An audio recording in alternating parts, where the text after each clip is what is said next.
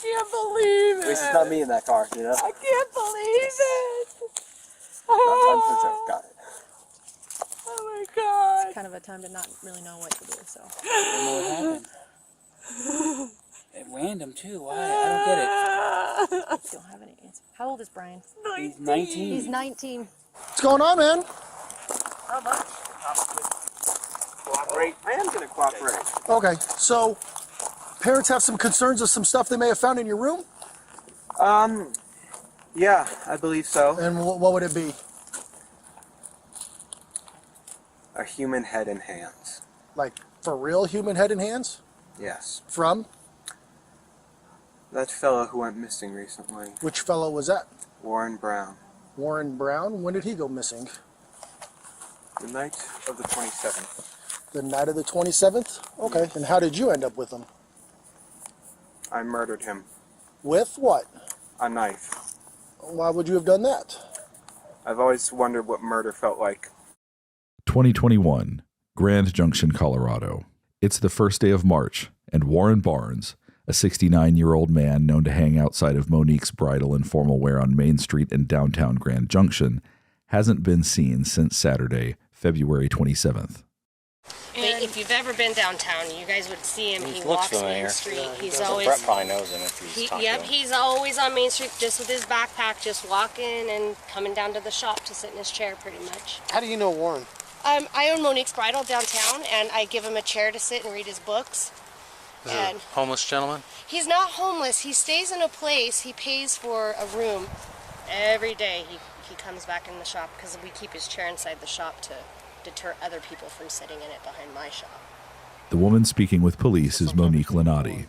Her business has been mainstay in downtown Grand Junction since 1995.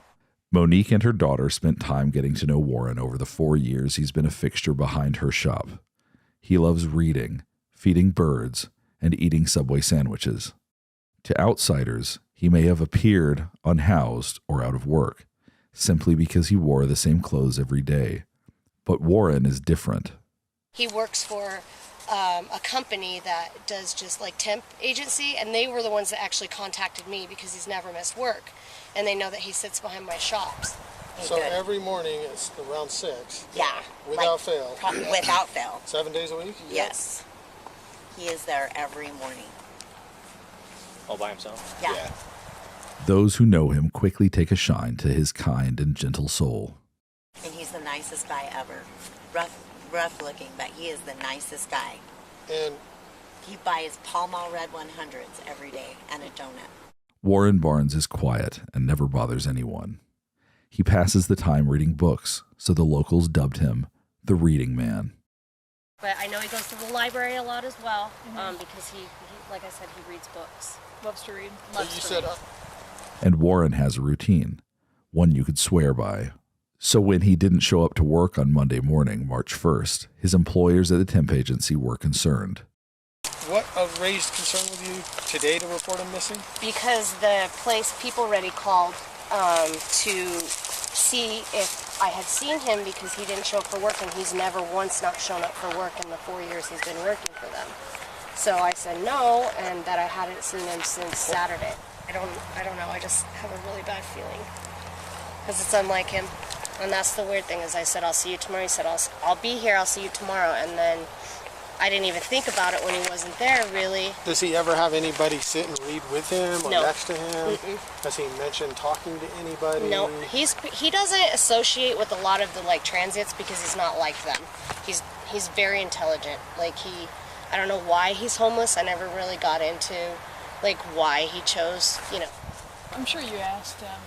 Did he ever talk about his family or where he came from? So he has, I believe, at least one child, but they don't talk. Okay. And he said that they talk maybe once every 3 or 4 years on a holiday, but that he hasn't spoken to So he him, probably didn't go for a visit.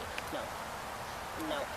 He wouldn't have, and if he was, he would have told the People Ready place he wasn't going to be there for work. He was very all about having that so he could afford his place to stay. With no family that she knows of to call upon, Monique decides to start searching for him on her own. She posts a picture of Warren on her Facebook page asking people to be on the lookout. Meanwhile, 5 miles across town, Something odd had been unfolding over the weekend.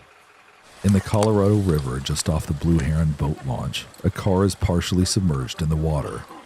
The driver, 19-year-old Brian Cohey, had accidentally driven his 2007 Ford 500 into the river and was in over his head. Literally.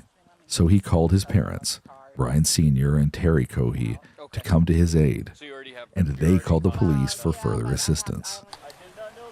The tenor of the scene just off the Redlands Parkway is lighthearted. Everyone's laughing and joking around, even though it's in the middle of the night and it's dark and freezing. Yeah, we made him wait till he was almost 18 before he got his driver's license because we didn't want him having any accidents like they do when they're 16 and 17 and Gotcha. doing stupid things. This your son right here? Yep. Yeah. Hey, partner, you want to come out and talk to me real quick? Sure. I Appreciate mean, it, man. I'm really cold. Is it okay if it's in here? Because That's fine. He had Okay. That's fine. I did not know that. No, please stay in the car. All right. Nobody else in the car? nope. No, Okay. it's just us. I'm the father. That's the mother. And this is our son. He just called us Sounds 20 good. minutes ago and said, "Dad, I parked at the boat ramp and I messed up. I tried to get out of the car and it slid down." Well, you're not hurt, right? You're okay? No, just a little Okay. cold is all. Just beside your pride a little bit. And probably $7,000. Okay. All right, man. Do you have your ID with you, driver's license, by any chance? I do. Thankfully. What were you doing down here, bud? Well, I felt like I needed to get out, Okay. and I figured, why not park here and just relax a little bit. relax and think. Okay. And I parked on the boat ramp, Okay. and I thought it would be easy to get out. Uh-huh. But when I tried to, Where did you park exactly? Were you down the hill a little bit? Yeah, just a little bit. Okay. And then When he got back in, go ahead. when I got back in, I tried to put it in drive, Mm-hmm. and it didn't go up. So then I tried putting it in low gear, shimmying it a bit. That didn't work. Were you facing down? No, at I this was point, or facing. were you I was facing facing this way? up. Okay. You back down? Yeah, That's a really good because idea. that seemed like the easiest way. That is very Because cool. of the propulsion of the propulsion of the rear tires, I figured they would be able to push. Okay. But yeah, then. Okay. Yeah, then it slid into the river. I was able to get out. Because I was like, it's not a crash. He just Dude, it's like parked 8 feet it out in the water. He parked it and basically couldn't get it up. It just lost traction, looks like, and then he actually went in it down in the water. He's not hurt at all, so I'm like, how are you going to get this car out if possible? Does he need to stay here? Or I'm sorry? Is he free to go? I'm sure he'd like to go home and get warm. I'm sure you'd like to get some pants on. Yeah, right? Yeah, it's not a crash. It's Okay. simple It's mistake. just a stupid Nope. accident. So, Yep. All right, I'm going to take him home then, and then we'll come back here and see if we can figure out what's what with the tow truck driver. son has no pants on. After taking Brian home to put some pants on and warm up, the Coheys returned to the scene at the boat ramp around 3 a.m. And this is when things take a turn. The crew recovering Brian Jr.'s sedan from the Colorado River has just spotted something troubling. Hey, quick question for you. Sure. So the back bumper, I don't know, you can probably see it from here. It's a lot of red on the back of that. Dripping down it all a little bit. But underneath the license plate, a little area right there. Okay. Okay. A lot of red, which means looks like blood. Blood? Yeah. I don't know if did your son hurt himself on his way out at all? He might have, but he just didn't know it. I don't know. That's why I'm asking. It's a good question. He's at home. Is he make sure he's not got a cut or He just said he's going to bed. something out on him somewhere that he's not aware of? Maybe because his adrenaline was a little high. Maybe just have him do like a self check, make sure he's okay. Hello? Brian, are you okay? They see blood on the back bumper of the vehicle. Really? Yeah, did you get hurt? No. Are you sure you don't have any injuries? No, I'm fine. There's blood on it? We're not sure. We're not sure. It's a red, something red It- underneath the license plate. similar blood stain. Oh, no. All right. But you're not injured. You don't have any cuts. No, I don't know what would cause blood or whatever it is on the bumper. But you're not injured. No, I'm not injured. Okay. Alright, Freezing. I'll call you back. Ooh, it's cold out here. Is it good? My car good? No, No, Brian, they're they- trying to get it out. They got to rehook it and try it again. They're having trouble getting your car out, buddy. Alright. We'll call you back. Call you back in a little bit. If I can send a message on. Bye. I got to move my car. Sergeant is there. I got to move my car for the driver. Okay. The car is finally removed from the Colorado River, but the blood is still piquing the interest of everyone on the scene. What'd they say about us looking in the trunk? They're good with it. Okay. The officers are unable to get into the trunk. Brian seemingly locked it before driving it into the water. The car is released back into the custody of the Coheys the next morning. Brian Sr. decides to clean his son's car. After all, it had been in the river for hours and badly needed it. So I'm like, okay, I get this car started for Brian. He's got to work. So right away, I popped the hood, unhooked the battery, because it was dead, tried to charge the battery. I started going through the car, vacuuming out all the water. Right. Did as much as I could Saturday. Went back out there this morning, just to continue. And I opened the glove box, and there was a knife in the glove box, underwater. Okay. The glove box is full of water. Very large knife. Okay. And then, as I go around the passenger door, I open the passenger door, and there's a wallet in between this door and the gun or whatever. Okay. And I open up, that's not Brian's wallet. It's frozen solid. I'm like, oh my God, that's not Brian's wallet. Between the blood on the bumper, the knife, and the stranger's wallet, Brian Sr. had some questions for his son. Okay. But first, he makes a phone call to a company whose business card was found in the wallet. That's not Brian's wallet. So I take him aside, and I ended up getting one of the wads of cards out, and there's a label ready. I read that, so I called label ready, and then another one, there was a social security card. Okay. I was like, hey, this is a weird call, but I've got a wallet here with so-and-so's name, and I'm hoping he works for you all, or you subbed him out or whatever. Oh, yeah, my one, we've been missing him. Yes, he didn't show up today. I'm like, oh, my God, now we've got a missing person. Okay, well, I found his wallet at Blue Hen Program. So here's my name, here's all my information. If you get a hold of him, tell him I've got his wallet here at my house. Okay, so I left that like that. Brian Sr.'s next phone call is to Brian Jr. Call Brian. Brian, what's going on? Why is there a wallet in the car? Oh, I found it down at the book ramp when I was down there walking around. Okay. And he was so sincere.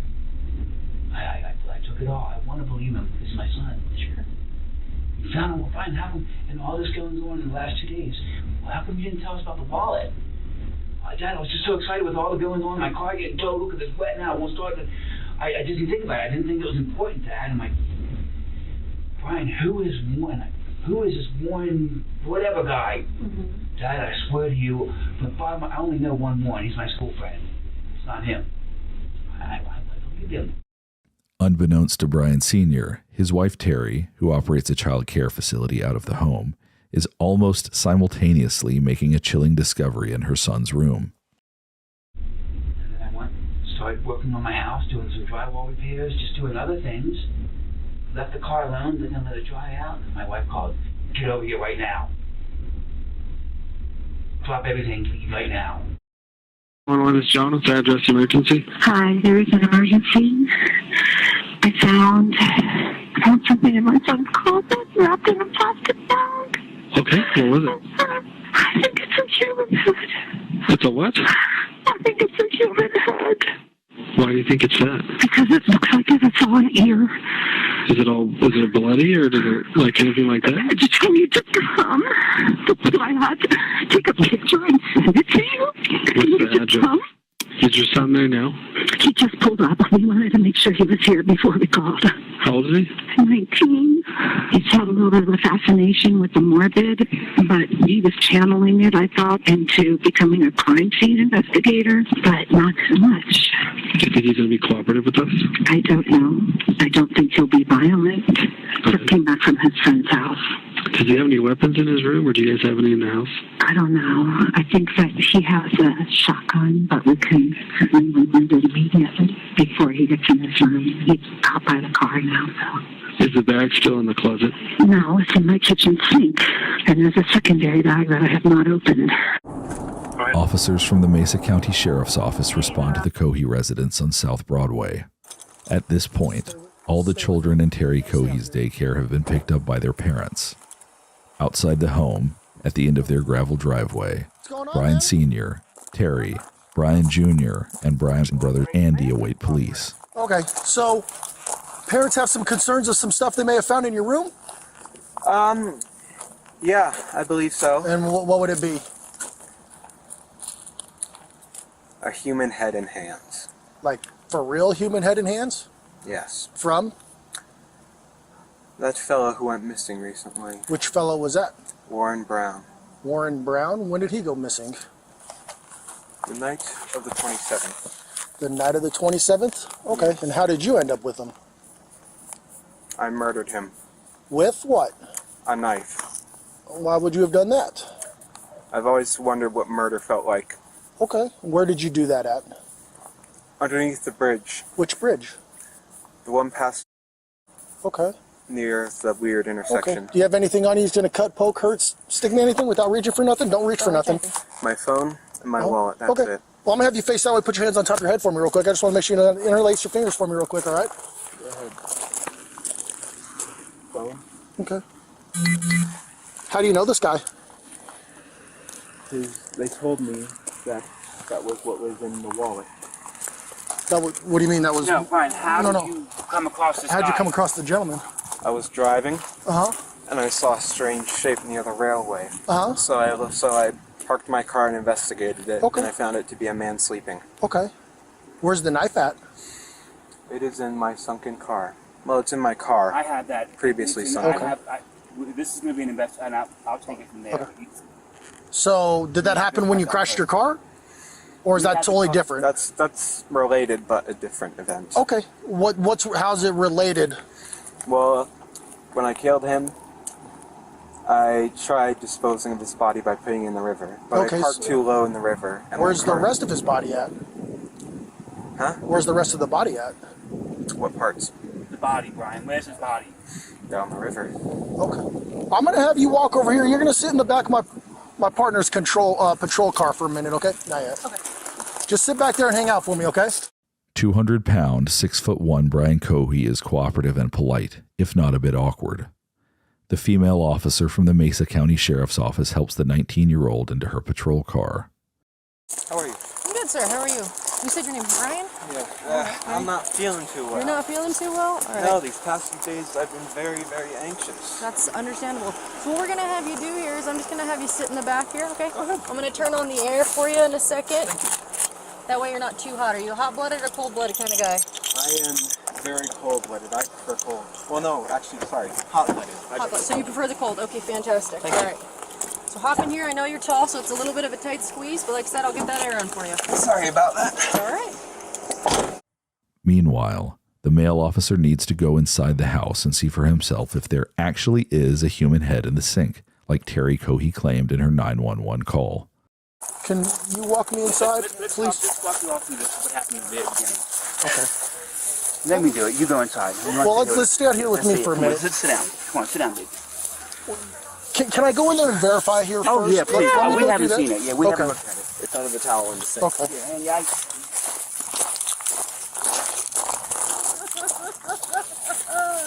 stay with your mother. Give her just make sure that guy goes in the car first. I can stay here. You can go in the sink, right? Well, the sink okay. right there. No, you can understand. House is empty.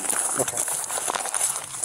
We had a bad feeling about what happened this weekend. Okay. And she said there's a bag in this closet, and she opened it up, and she called me and said, get over here right now. I covered it with a towel. Okay. I didn't want him to see it because we didn't want him to run. I don't want to look at it.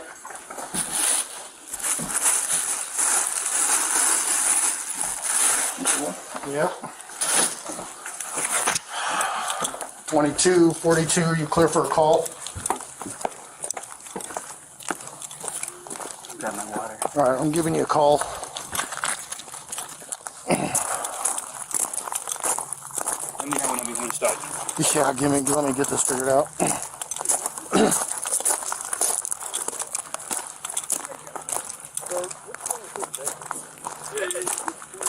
Oh, yeah, you might want to call investigations. So, oh yeah, he already, I asked him what was going on. He said, I killed a guy. I stabbed him. That's his head. I dumped his body in the river. So I guess this guy's name is like Warren Brown or something.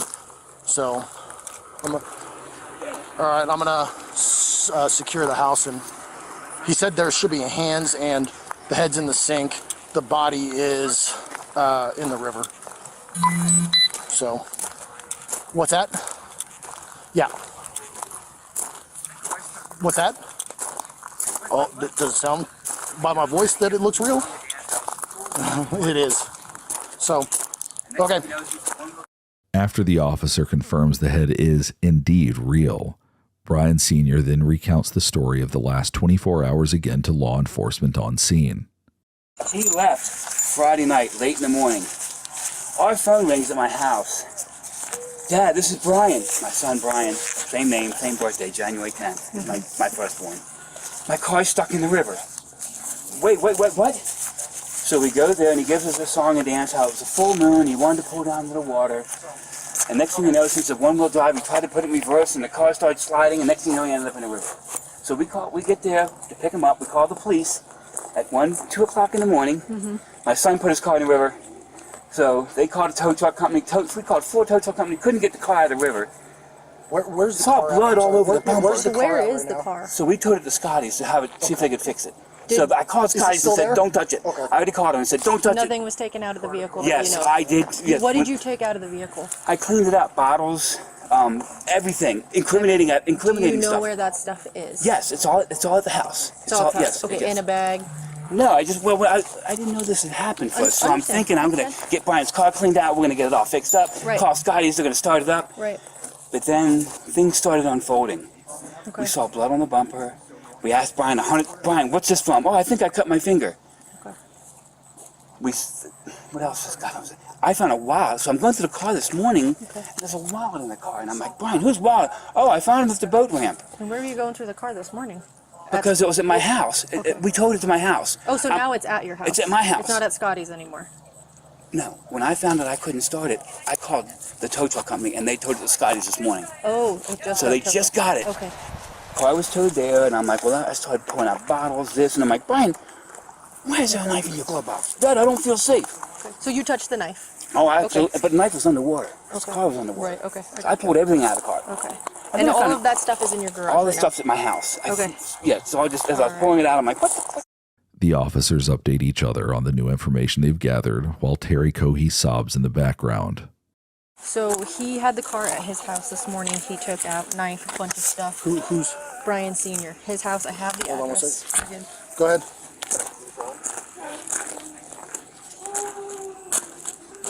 I copy. So I told him we'd hang tight until investigations came, and then he can take them there where all the items are. Go ahead.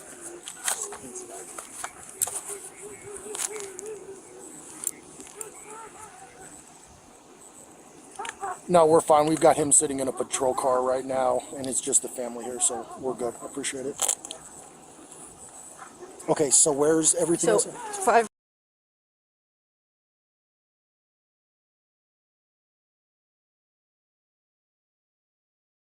He had the car at the house this morning. He pulled the knife, all sorts of stuff. He said there was blood all over.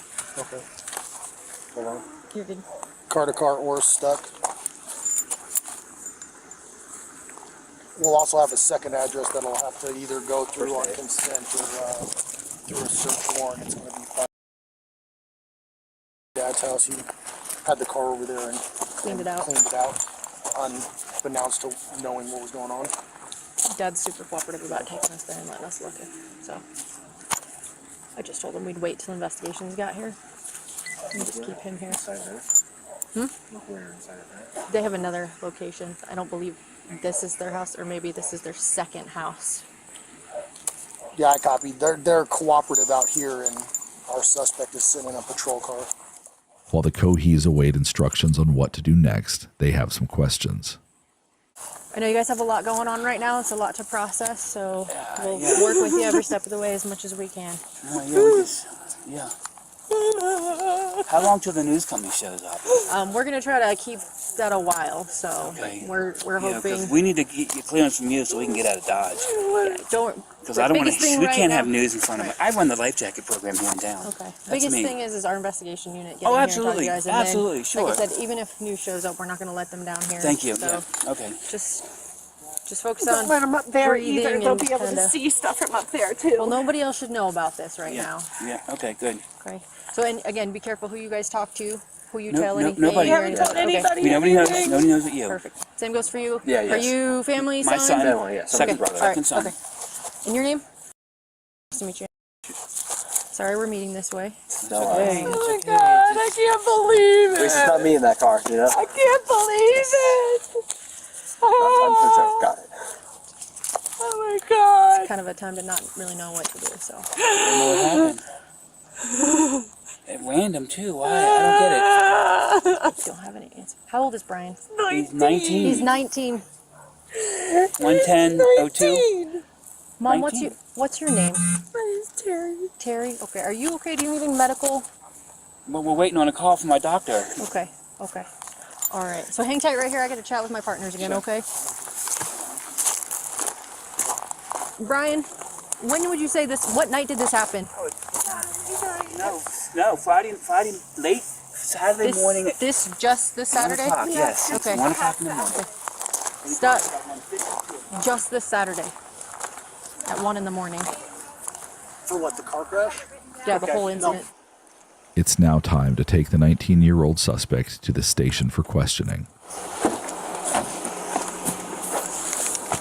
All right, Brian.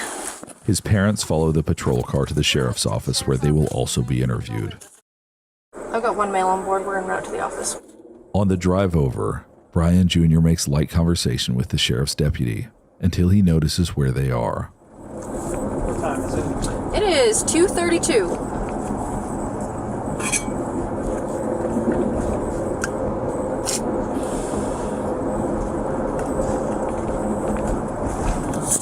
It was under this bridge. It was under this bridge? Yes. Okay.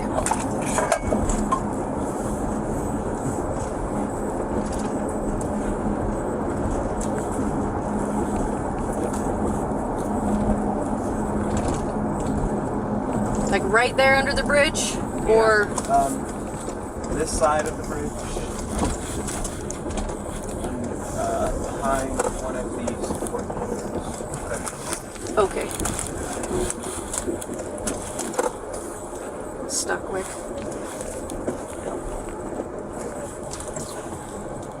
He said it was the bridge here right by the jail.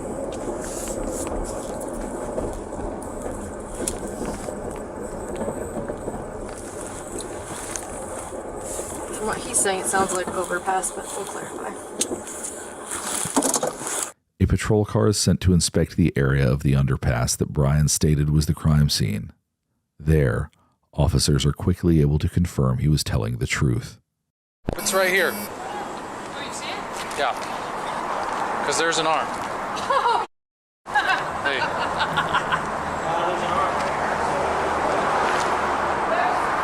Good search ever. There's an arm, there's another arm. Okay, hold on. Do some pictures. Start right now. There's another one. I don't have a clue. Okay. This is like something out of TV. Yeah. Just having a discussion with the deputy chief about how these kids don't have any remorse.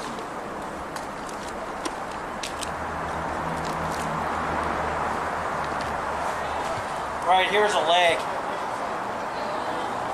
Well, it could be the upper arm or a leg. Well, there's three. There, and there. Pieces down there, I mean. A patrol guy to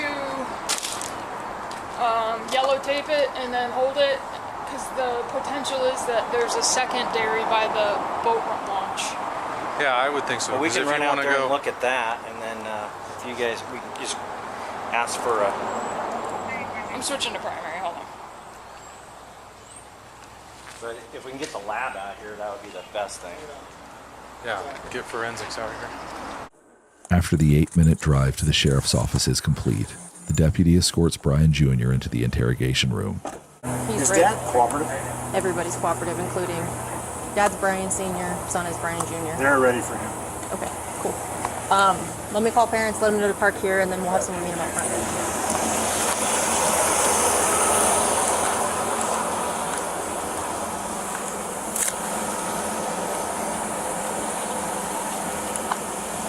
Okay, so what I want you guys to do is if you can pull into the front of the sheriff's office, and when you do that, you're gonna...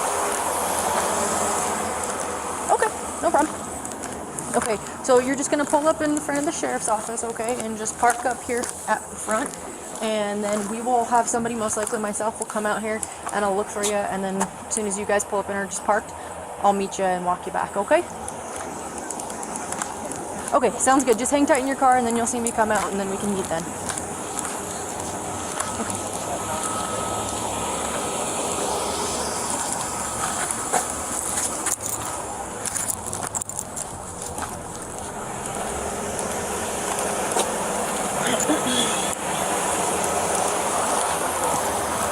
Okay, I'm gonna walk him back. Okay, thank you.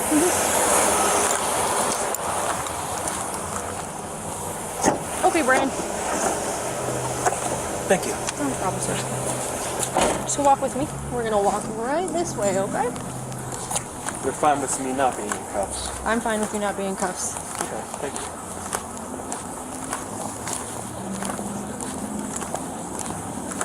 Alright, Brian, open this door for me, please. Oh, let's pull it. There you go. Okay, sorry, I thought You're it was good, locked. you're good. Alright, just face that glass right there for me. Okay. Just walk over for me, Brian. Alright, slow it down. You're a big guy. Slow it down. Sorry. You're okay. So we're gonna take it right here. Okay, keep on walking. Yes. Walk through these guys here. Oh, I should have a mask. You're okay, don't worry about it, okay? Keep on walking. Yep. Alright, we're gonna take a left. Keep going. Take another left. Hard left, right here, right here. Sorry. You're alright. So have a seat, and we'll be with you in a moment, okay? Thanks, Brian. The parents arrive just a couple of minutes after their son. Just follow me all the way down.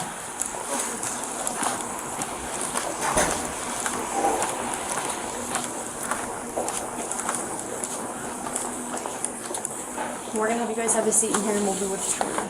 In the interview room, Terry Cohey is understandably upset and anxious. Her eldest son has just admitted to murdering a stranger for the thrill of it.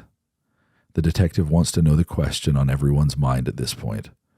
What would drive this seemingly non-violent teenager to murder? Tell me about Brian. Does he have any kind of mental issues or disabilities? That's why we were told he has ADHD. Okay. So we put him on ADHD medicine. He detected it during the summer or weekends only when he was in school. Okay. In middle school, he started exhibiting antisocial behavior. Okay. Just saying things to get kids riled up and thinking it was funny. Okay. And the doctor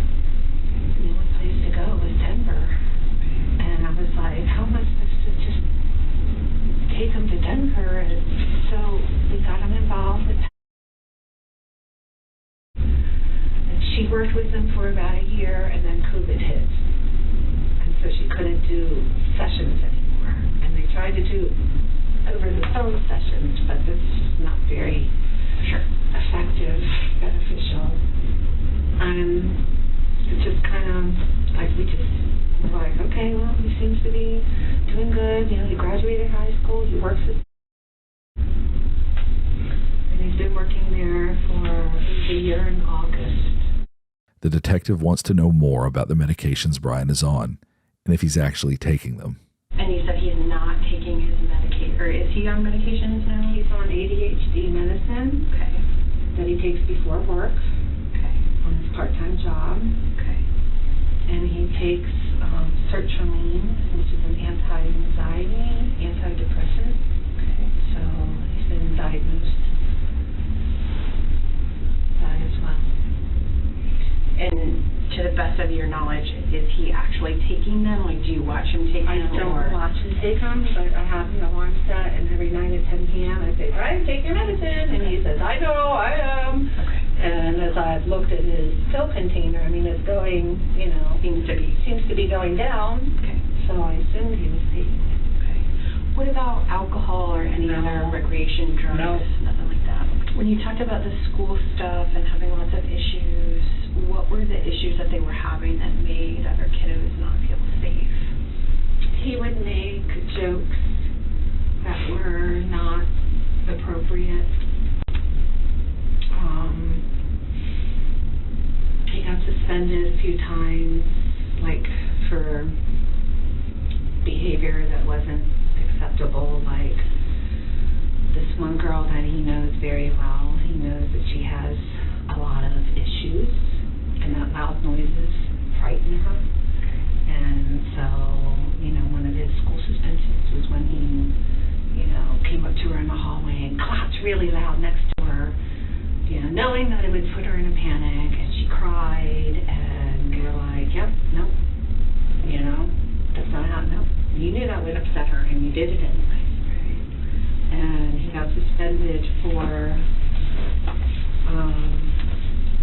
prohibited use a weapon, but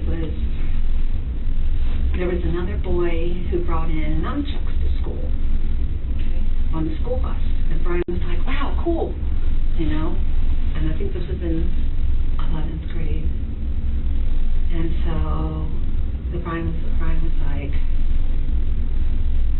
I think Brian had given out some candy to some kids on the bus, and so Brian was like, can I check those out? And he's like, I'll bring you in so you could give me some candy. So Brian gave the kid candy, and the next day the kid comes on the bus with 2 sets of nunchucks. One are glass, and the other ones, I guess they're like rubber. I don't know. I never actually saw them. Okay. But so he's like, I know I can't take the glass ones because I'd be in trouble for that. So he took the rubber ones and he put them in his backpack. And his backpack was, I don't know if it was in his backpack or in his jacket. There was some differentiating stories. Okay. But so the teacher saw them and they said, what's that, Brian? And he was like, nothing, you know. And so Papa Omar, you know, he was like, you know, we have a prohibited weapon on school grounds. And I'm like, okay, well, what about the other kid that brought them in? And they said, that kid doesn't have the behavior issues that Brian has. And I'm like, oh, so you're punishing Brian because he has behavior issues. I see. So Brian went through probation and he completed it successfully. The line of questioning pivots to Brian's behaviors and interests. How about stuff at home with you and your husband and your other son? Like any kind of violent behavior or weird behavior, like the stuff with Brian's textbook weird. Okay. You know, I mean, he's always, you know, he's either ADHD and we're struggling with social thinking and social behaviors and learning and, you know, it's always been a challenge with Brian. But not violent behavior towards you and your husband. What about other kids in the neighborhood or on the bus? He didn't really, you know, he had a couple of friends that he's had since elementary, but, you know, he had a morbid sense of humor and would make jokes, and I'd say, Brian, that is not funny. And he'd go, yeah, it is, Mom. You just don't get my sense of humor, you know.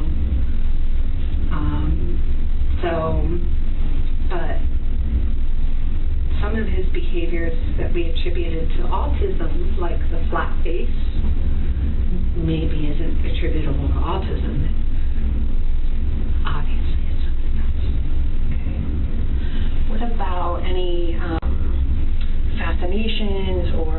he fixates on.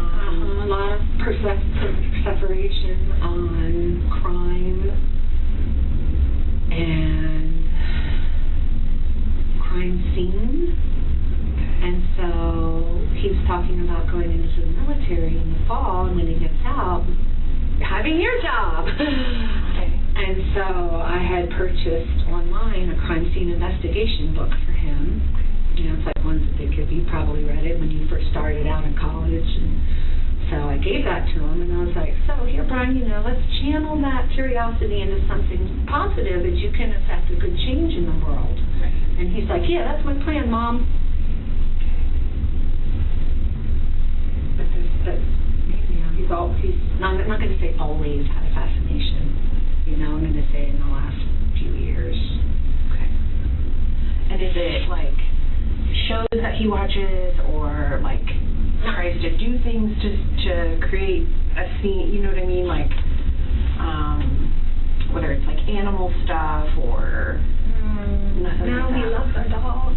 Okay. You know, I mean, he's very affectionate with our animals. And, you know, he would watch, you know, like just last week he watched Silence of the Lambs. But I was like, well, he's 19, what sure, you know. Probably all watched it. I watched it. It doesn't make me a serial killer, you know. Is there anything else about Brian or the last couple of weeks? No, he's always, you know, sometimes he's affectionate, you know, and every night when I say, I love you, Bugs, and he says, I love you too, Mom, you know, and he gives me a hug, and, you know, he's at work when he's supposed to be at work. He's never, I mean, other than his behavior issues in high school, it's like there's never really been, like, anything legal that was,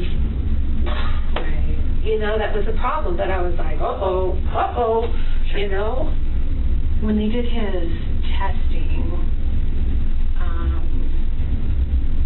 and forgive me because I don't know all of the exact language and stuff, but like on the spectrum of his autism stuff, did they kind of give you a range, or did they say we think maybe based on some behaviors They said he was high functioning, you know, that he did the IQ tests well, and blah blah blah.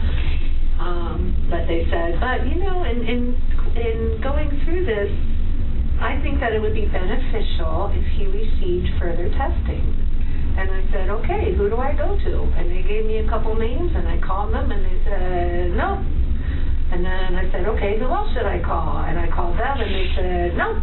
And I said, who else should I call? And I called them, and they said, nope. And there was nobody else to call. Okay. And this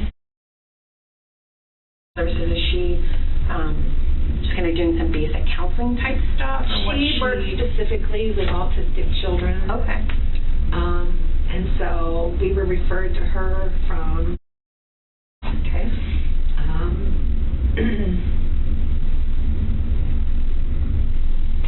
And you know, like I said, he was doing group, going in to see her once a week, and you know, and because of everything going on in school, you know, we said, you know, we don't feel like he's a danger to other people or to us, you know. Maybe himself, if, you know, something happens, but, you know, and I was like, do you think he's a danger to others? And she goes, well, from the discussions we had, I can't really make that determination, but...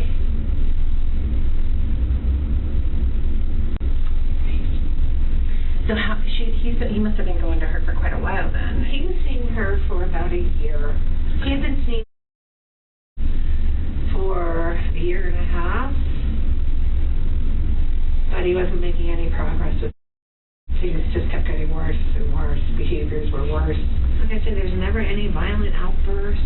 Never, you know, just a fascination with some things that I thought we were channeling properly, and you know, his morbid sense of humor, and that I was like, well, Stephen King's got a morbid sense, you know, and he's a freaking millionaire writing books, you know. Brian Sr. is dumbfounded by the situation he's found himself in. Our kids are both doing good. They're okay in school. They don't drink or smoke. So I didn't really have no warnings that this was going to happen. But he quickly realizes that this is not an accurate picture of his son. He's obviously sick. He's obviously very sick. Because we've noticed weird things about him. Some days he gets cold. Just he looks at me and he has this cold look on his face. And I can just tell that, I don't know if it's from his friends that he's hanging out with or what, but... Tell me about some of the, I know he's had some issues in the school, but tell me about Brian from his childhood growing up. He was good growing up, but I think they diagnosed him early in elementary school with ADHD. Because he would, he had trouble meeting friends, trouble talking, doing funny things. So he was always kind of on his own. He was a loner. He had friends, a certain amount of friends, but he wasn't like, hey, he wasn't accepted very well. In school, he wasn't accepted, I know that, but he's got friends that he hangs around with, respectable friends, and we just thought, but it just seems like not friends that would ever, not those kind of friends. Sure. Clean, good friends. Okay. The worst they have is they play video games. They drink too much Pepsi. That's my only complaint when all his friends come over. They stay up too late. None of them are, I don't know what happened. I don't know why, what made him go, and I'll never know that question. I don't know how many times you want to ask me. I don't know why, who, when, where, I don't know. I'm just as in the dark about this as you. Still, Brian Sr. maintains there was not a single sign that anything like this would ever happen. Never been physical at all with any family members. Mom, Dad, Brian, dogs. Never any not a cool bone in his body. Never, ever, nothing. And as far as his friends, no, he's never been in a fight in his life. He's never hit anybody. He's just like his dad. I mean, I've never been in a fight, man. I thought just like it was going to be a spin-off of me. Because he's non-violent, but he's not. I don't know what's going on now. Everything's different. By the end of his time in the interview room, Brian Sr. laments the loss of his family's reputation in the community. This is too much for me. I have the same name as my son, and now this has happened. I need to move to Mogadishu or something. Because I can't. This is going to kill my family. How do I know this guy's family's not going to come after us? Well, I mean, there's lots and lots of. I don't know how this is going to unravel. Sure. For the sins of my son, I don't know what's going to happen tomorrow. Right. And my wife is just a mess. I mean, just take it one day at a time. That's all you can do anyway. And I know there's lots and lots of unknowns and lots of stuff we don't know. It's going to take us days and weeks to sort things out. So try not to panic in the meantime and think too far ahead. Let's just think about... No, you guys are in charge right now. Terry and I have decided we can't do anything until we're out of this. Until you guys say, okay, you are released. Right now we can't do anything. Well, and... we can't go anywhere. I'm not working anymore. She can't have any more kids anymore. Everything's over. It's all done now. It's over. Our lives are totally over. She runs a license in-home daycare. She can't have a license anymore. I don't think that's true. Oh, okay. Well, her parents, when this hits the news, all the kids are going to be pulled out. Maybe. So yeah, everything's going to go belly up here. So if things are going to change, I don't know how it's going to change, but I got a feeling Grand Junction is no longer going to be our hometown because my name's been trashed. In another room at the Mesa County Sheriff's Office, Brian Cohey Jr., now under arrest and charged on suspicion of first-degree murder, has waived his Miranda rights and is ready to talk with investigators. They waste no time getting straight to the point. How did you get here? I murdered someone. Okay. But how did you get to my office? Well, the police drove me here from my mom's house. Okay. You said you murdered someone. I did. Did you know the person? No. No? No. I was driving one night. I was in a, shall we say, bad state of mind.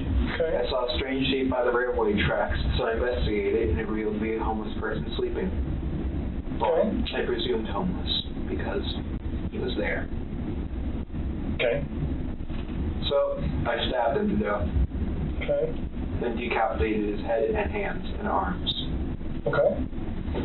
I then took the head and put it in my car trunk along with the hands in bags, plastic Ziploc bags.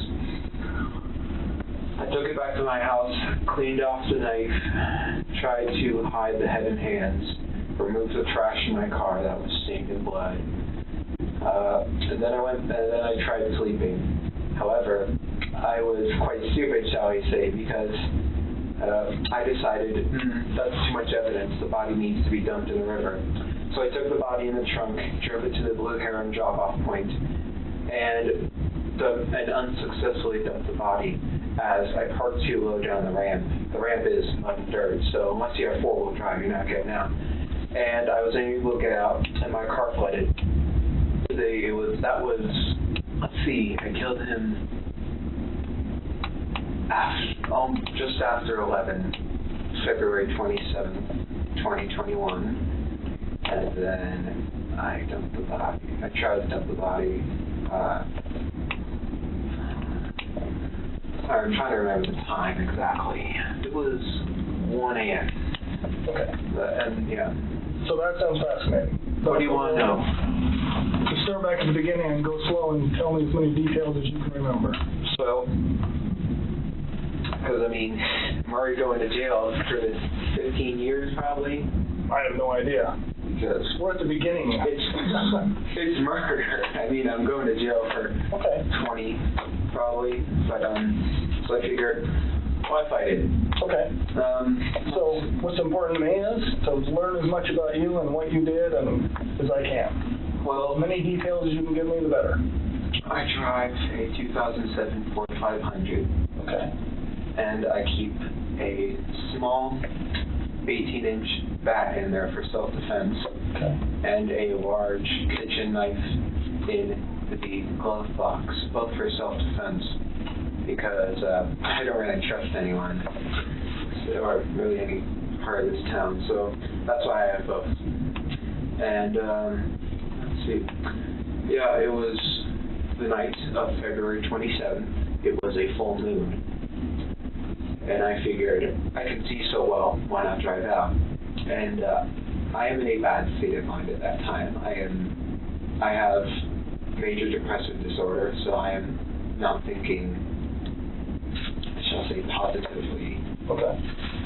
And I'm cruising around for an hour and a half.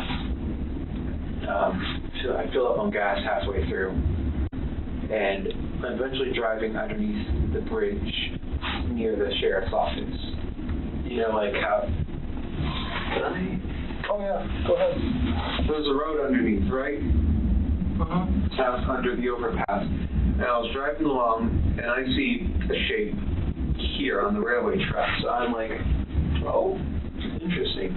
So I go up, and as I'm looking, I see a large thing wrapped in a canvas. Okay. And I'm like, that's a homeless person.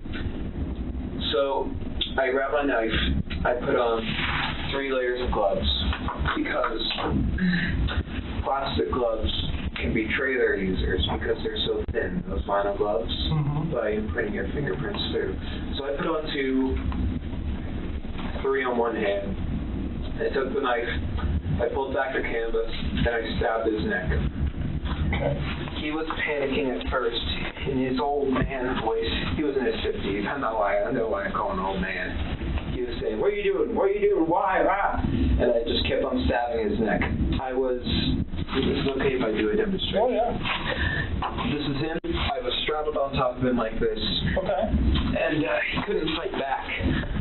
It was actually surprisingly easy. I was barely breaking a sweat. I thought, oh, this guy, he's going to be tough. But no, it was actually surprisingly easy. And during the time I was growling and making animalistic noises. Why were you doing that? I suppose it was a frenzy. Okay. I was so excited, so rushed up on adrenaline every day. Let's just woo-hoo. And I paused, and he said, "Why are you doing this?" And I said, "I've been wanting to do this for a long time, murder someone." And then I continued. The whole ordeal lasted about a minute and a half. Okay. And I stabbed. When I was finished stabbing him, he took out his last breath, a grunt, and his head was halfway cut off. and stabs. All the while, no, actually, after I killed him, I just couldn't stop saying, stinky, dirty, dirty, stinky, stinky. I wasn't smelling anything, but... And why were you saying that? I don't know. Okay. And, But you remember doing it, so... Yeah. I suppose it was just me speaking out my mind at that moment. It was a pouring out of the mind. What are you worried about? I mean, this looks like it's pretty close to the road and stuff. Somebody seeing you or catching you? It was 11 p.m., so not many were driving by. Well, it was behind the pillar. So, like, here's the road. It was here. So people would only see a brief thing here and here. So were you worried about them seeing you? I was worried about one of them stopping. What did you think could happen if somebody... Well, if they looked, well, it was quite dark under there, so they wouldn't have seen the guy unless they looked. They would have seen me holding a bloody 12-inch knife, wearing gloves, and wearing a mask to conceal my identity, a face mask. Okay. So you weren't doing it for COVID, you were doing it to hide your face? Partially. Social distancing. Right. Yeah, but no one stopped. And I'm just like, proves the bystander effect. Nonchalantly, the killer goes into chilling and graphic detail about what he did to Warren Barnes' body. We'll spare you the gruesome details. He then tells the investigators what he did with the various body parts once he was home with them. And then I left his body there. And then I took the head, put it in a leftover pizza box from the dinner a few nights ago.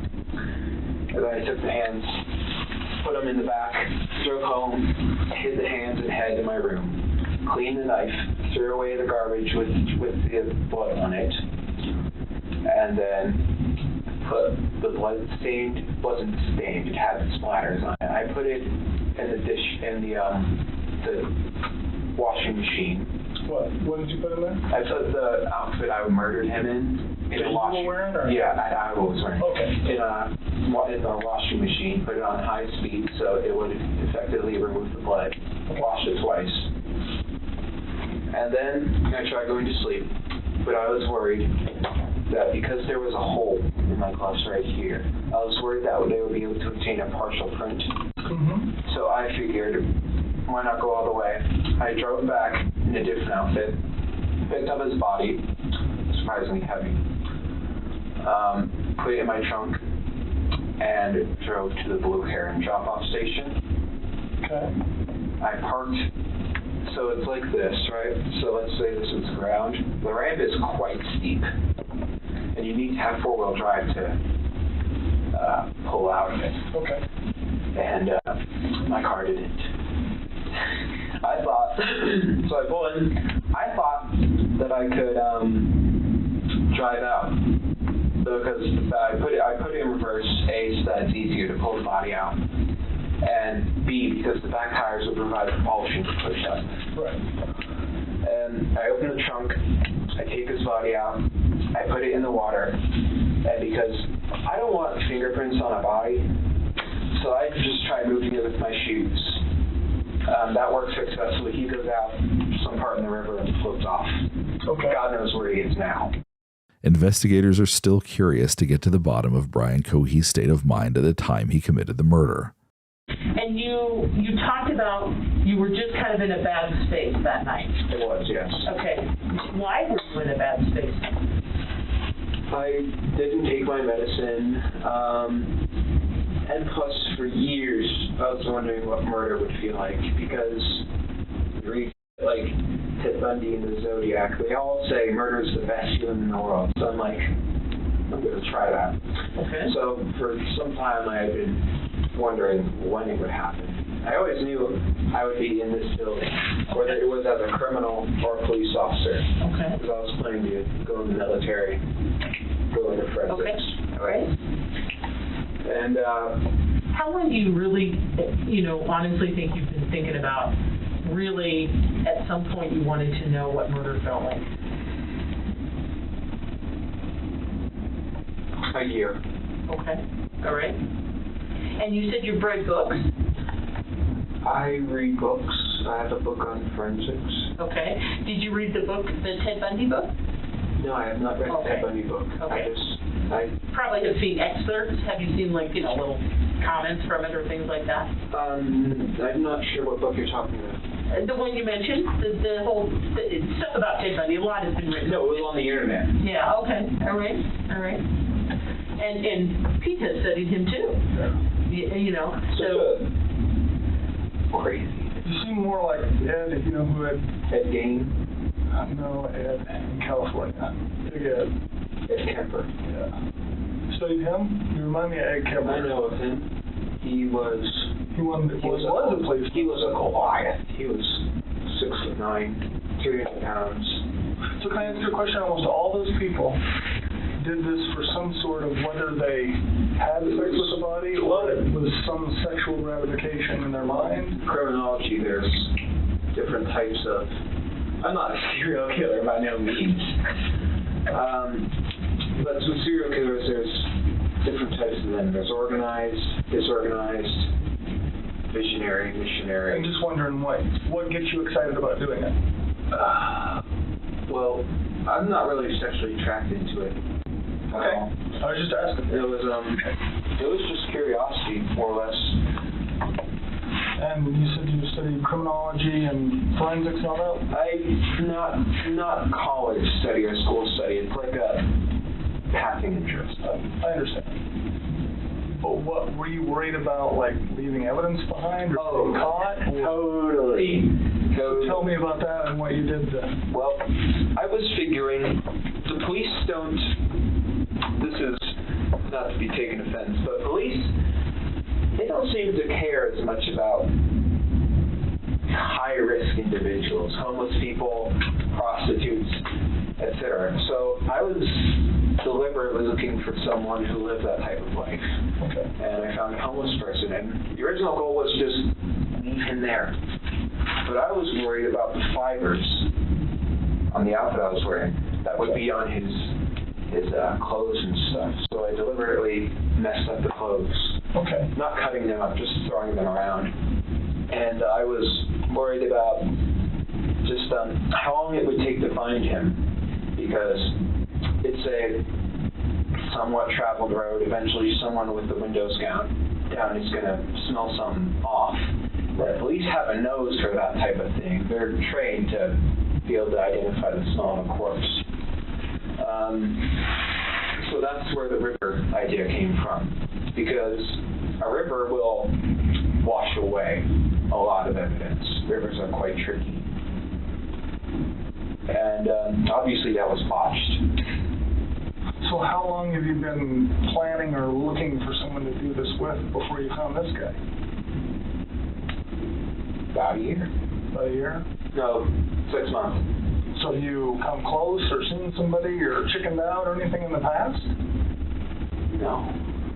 I mean, I was looking for a deliberately secluded place like that one. I wouldn't just go up in Clifton and find someone walking down the street and stab them. No, that's too public. Everyone sees that. Well, have you looked like at the homeless places or anything in the past? I have, yes. I would go on night drives often, maybe once every 2 weeks. And I would just peruse the streets. Okay. So before this guy, how close had you come in the past? Not at all. Not at all? You just drive around?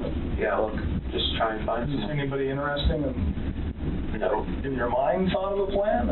Well, occasionally when you see girls walking down the street, I take a glance at them, because it really is like Ed Kemper, where half of me says, well, I'm quite inept with women.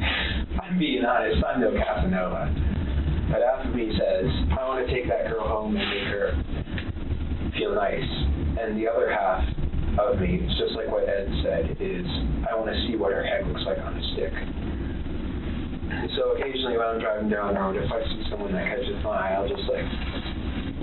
Were you worried about getting caught while you were doing it, or before you did it? I was worried about afterwards.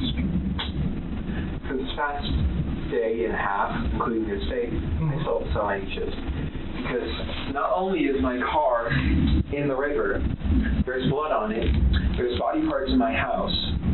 My parents like to look through my things occasionally.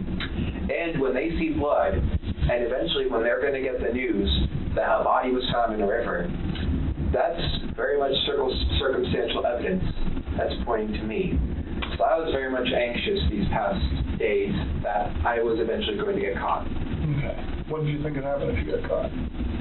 Well, I figured my mother would have confronted me about it, but no, she didn't even say it until the police arrived. I thought the police would handcuff me, but apparently I've been cooperational, so. Detectives' line of questioning moves on to the big question. Why now? So what in your life has changed, or what in your mind has changed to make you? I don't know. Was it like something all of a sudden one day you woke up and thought I'll kill someone, or was it a gradual? It was gradual, I think. Call me weird, but I think everyone has had thoughts of shooting up their school. I didn't know.